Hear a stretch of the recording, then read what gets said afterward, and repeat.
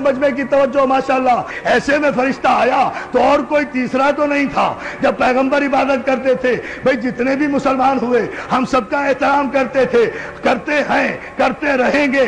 جتنے بھی مسلمان ہوئے ظاہر ہے بڑی منزلت ہے ان عظیم المرتبت انسانوں کی جو کافر سے مسلمان ہو گئے, ہم تسلیم کرتے ہیں. لیکن جتنے بھی کافر مسلمان ہوئے ہیں عزیزان محترم وہ بقول آپ کے اعلان رسالت کے بعد مسلمان ہوئے ہیں نا. اعلان رسالت سے پہلے تو کوئی مسلمان نہیں تھا. جب مسلمان نہیں تھا تو کوئی راوی بھی نہیں تھا, کوئی روایت بھی نہیں تھی, کوئی حدیث بھی نہیں تھی, کوئی محدث بھی نہیں تھا, غار میں کوئی موقع کا گواہ بھی نہیں تھا. یا جبریل تھا یا رسول تھا یا پہلی آیت تھی. اب آپ نے لکھ دیا کہ یوں فرشتہ آیا, یوں اقرا کہا, یوں رسول نے کہا, میں نہیں جانتا, یوں جبریل نے بھیجا, یوں دبایا, یوں رسول کو پسینہ آیا. توجہ توجہ توجہ. حیدری وہاں تو یا جبریل تھا یا رسول, تیسرا کوئی ہے نہیں. تو یہ سارا واقعہ راوی کو کس نے بتایا؟ جبریل نے.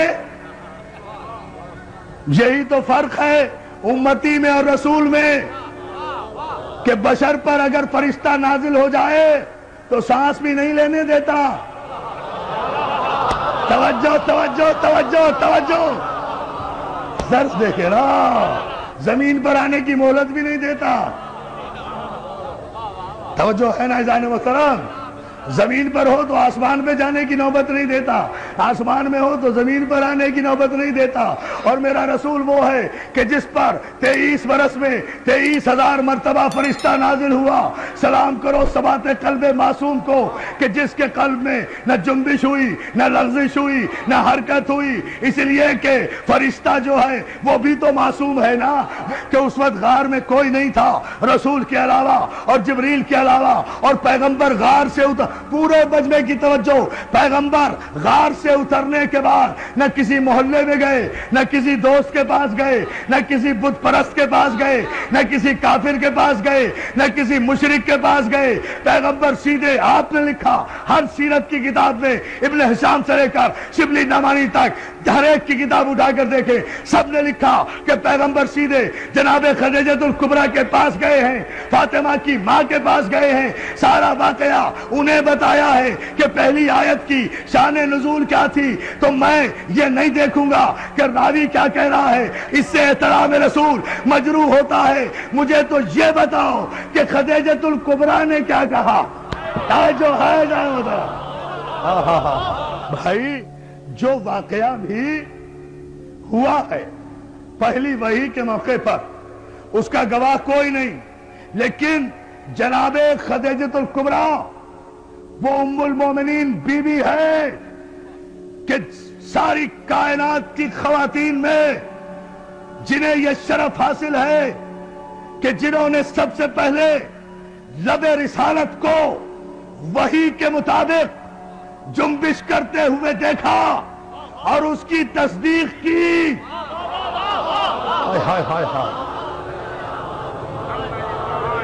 جناب خدیجہ الکبریٰ وہ خاتون ہیں کہ جنہوں نے اس وقت تصدیق رسالت کی جب کوئی تصدیق کرنے والا نہیں تھا. تو اس پہلی آیت کی راویہ یا تو خدیجہ الکبریٰ ہوں گی, یا ابو طالب ہوں گے, یا جبریل, یا رسول. ان چاروں میں سے مجھے بتاؤ کس نے روایت کی کہ جبریل نے جب اقرا کہا تو پیغمبر نے کہا میں پڑھا لکھا نہیں ہوں. کمال ہے. آپ مجھے بتائیے کہ اگر یہاں بھی میرے پیغمبر کی تو توہین نہیں ہوئی, بھئی پیغمبر کو کہا نا جبریل نے اقرا, اگر معاذ اللہ پیغمبر نے کہا کہ میں پڑھا ہوا نہیں ہوں تو غلطی کس کی؟ بھئی مجھے پاک محرم ایسوسی ایشن کے نقیر رضوی صاحب نے اور ان کے اراکین نے کہا کہ آپ نشتر پارک میں مجلس پڑھیے. انہوں نے کہا میں نے وعدہ کر لیا, میں آ کر ممبر پہ بیٹھ گیا. مجمع اتنا ماشاءاللہ سامنے ہے, اب بیٹھ کر بولتا ہی نہیں. مجمع کہہ رہا ہے مولانا پڑھیے, میں کہوں میں بھائی ان پڑھ ہوں, میں تو پڑھا ہوا نہیں ہوں, تو سارا مجمع پاک محرم کے سر ہو جائے گا نا کہ بھائی ان پڑھ کو لا کر ممبر پہ بٹھا کیوں دیا. توجہ توجہ توجہ توجہ, سارا مجمع سر ہو جائے گا نا کہ جب یہ پڑھنا نہیں جانتا تھا تو اسے ممبر پر لا کر, بہت توجہ, ممبر پر لا کر بٹھایا کیوں؟ مجھے پھر بھی کچھ نہیں کہے گا, یا بلانے والے کی خطا یا بھیجنے والے کی خطا. بھائی یہ تو اللہ سے پوچھو کہ جب وہ پڑھنا نہیں جانتا تھا تو پھر جبریل کو بھیجا کیوں کہ پڑھو.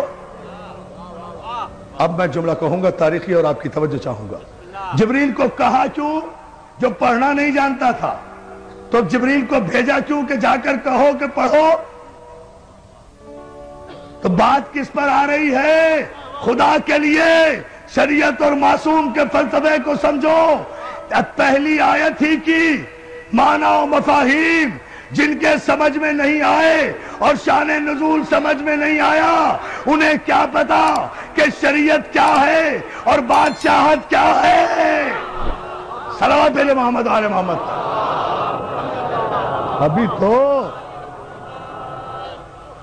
ابھی تو خیر سے پہلی آیت بھی سمجھ میں نہیں آئی, سارا قرآن کہاں سے سمجھ میں آئے گا؟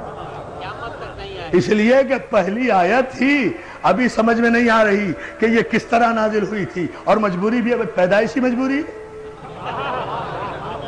اس میں کوئی قصور بھی نہیں ہے, ان کا بھی کوئی قصور نہیں. ہم تو بڑے ادب کے ساتھ کہہ رہے ہیں اس میں کوئی قصور بھی نہیں. بات صرف اتنی ہے, مسئلہ صرف اتنا سا ہے, سمجھ لیجئے, بات واضح ہو جائے گی. بات میرے عزیز دوستو صرف اتنی سی ہے کہ اللہ جن معصومین اور معصوم انبیاء کی پرورش کرنے والوں کو منتخب کر لیتا ہے نا, ان کے نقش قدم کو بھی شریعت بنا دیتا ہے, ان کے نقش قدم کو بھی شریعت بنا دیتا ہے. مجھے بتائیے نا, کعبے میں جتنی شریعت جاری ہے نقش قدم ہے نا معصوم کا, یہی گفتگو چھوڑی تھی نا. کعبے میں جتنی شریعت جاری ہے, یہ سارے جتنے ارکان حج آپ کر رہے ہیں, یہ جتنی صحیح کر رہے ہیں, یہ صفا و مروہ کے درمیان جا رہے ہیں, یہ 3 شیطانوں کو پتھر مار رہے ہیں, اگر بغیر سوچے سمجھے مار رہے ہیں تو یہ پتھر آپ ہی پہ پڑ رہے ہیں. توجہ توجہ توجہ توجہ توجہ, صلوات بھیجے بابا دے برائے.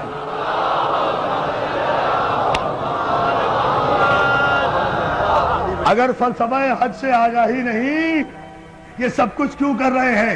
کیوں؟ کچھ ابراہیم نے ایسا کیا, کچھ اسماعیل نے کیا, کچھ اسماعیل کی ماں نے عمل کیا. خدا نے باپ کے عمل کو بھی شریعت بنایا, بیٹے کے عمل کو بھی شریعت بنایا, معصوم نبی کی ماں کے عمل کو بھی شریعت بنایا. اور شریعت میں کسی کو چون و چرا کی گنجائش نہیں ہوتی. شریعت کی اپنی مرضی, معصوم کی اپنی مرضی. کعبے میں جاتے ہو, حجر اسود کو چومتے ہو نا, پتھر وہ بھی ہے, پتھر وہ بھی تھے جو کعبے میں رکھے ہوئے تھے.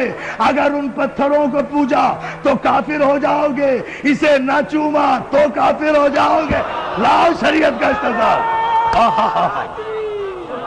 بولو شریعت پر کو توجہ ہے میرے دوستو. جب آپ اتنے انہماک سے اور اتنی محبتوں سے سماعت فرما رہے ہیں تو پھر ذرا سا اس کی وضاحت بھی سن لیجئے, یہ زحمت بھی گوارا کر لیجئے. عزیزان محترم, جتنے پتھر تھے, پتھر کے خدا بنا کے رکھے تھے, سب کو نکال دیا گیا, اس کو لگایا گیا. پتھر وہ بھی, پتھر یہ بھی, جنس میں فرق نہیں ہے. اب ذرا سا علمی مرحلہ ہے, اسے سمجھ لیں آپ, تھوڑا سا غور کریں, نتیجہ سامنے آئے گا. جنس میں فرق نہیں ہے, ایک کو ہٹا دیا گیا, ایک کو لگا دیا گیا, 360 کو ہٹا دیا گیا, ایک کو لگا دیا گیا. چلیے بات واضح کر دوں, ٹھیک ہے نا. ایک کو لگایا گیا, اس کے ان کے آگے سر جھکایا تو مشرک ہو جاؤ, اسے نہ چوما تو ارکان حج مکمل نہیں ہوتے. یہاں تک ارکان حج میں شامل ہے کہ اگر بھیڑ اور رش کی وجہ سے حجر اسود تک نہ پہنچ سکو تو دور ہی سے اپنی ہتھیلی حجر اسود کی طرف کر کے اپنی ہتھیلی کو چوم لو. حجر اسود چومنے کا ثواب ہوگا. تو مولانا رش کی وجہ سے حجر اسود تک نہیں پہنچ سکے نا, اصل تک نہیں پہنچ سکے, تو ہتھیلی یا انگلی کا اشارہ کر کے چوم لیا نا, وہی ثواب ہوا. تو اور ہم کیا کرتے ہیں, ہم بھی تو مجلس کے بعد اگر کربلا نہیں پہنچ سکتے تو انگلی کے اشارے سے السلام علیکم یا علی یا علی یا علی. سجدہ محمد علی محمد پر. عجیب فلسفہ کہہ گیا ہوں, ایک عجیب رخ سے اتنی احتیاط, پوری توجہ آپ کی چاہوں گا. عزیزان محترم, مولا آپ کو سلامت رکھے. اس مسئلے پر آپ غور کریں, یہ تو سارے مسلمانوں کا متفقہ مسئلہ ہے نا, حجر اسود کو چومنا. کیوں؟ وجہ صرف یہ ہے, کوئی وجہ نہیں ہے اس پتھر میں, کوئی پھول نہیں لگے ہوئے, کوئی یہ ڈائمنڈ نہیں ہے, کوئی ہیرا نہیں ہے, مگر 1 کروڑ تاج محل قربان حجر اسود کا. 1 کروڑ تاج محل اور شیشے اور سونے کی عمارتیں قربان, ہیروں اور جواہرات کی کانیں قربان حجر اسود پر. کیوں؟ خدا کے لیے پورا مجمع توجہ کرے. اس لیے کہ میں اپنی تقریر پر اب توجہ نہیں دلوا رہا, میں قیامت کے شعر پر آپ کو متوجہ کر رہا ہوں جو بروقت مولا کی مدد سے مجھے یاد آیا. عزیزان محترم, کوئی وجہ نہیں ہے, وجہ صرف یہ ہے. اب سمجھ لیں آپ, شریعت بھی سمجھ میں آ جائے گی, معصوم بھی سمجھ میں آ جائے گا. علی نے توڑ کر بت, کوئی دلیل نہیں ملتی, یہ شریعت میں شامل کیسے ہو گیا؟ علی نے توڑ کر بت حجر اسود کو دیا بوسا. ٹھہرو بیٹا, ٹھہرو نہیں. علی نے توڑ کر بت حجر اسود کو دیا بوسا. کہیں بگڑی, کہیں پر بن گئی تقدیر پتھر کی.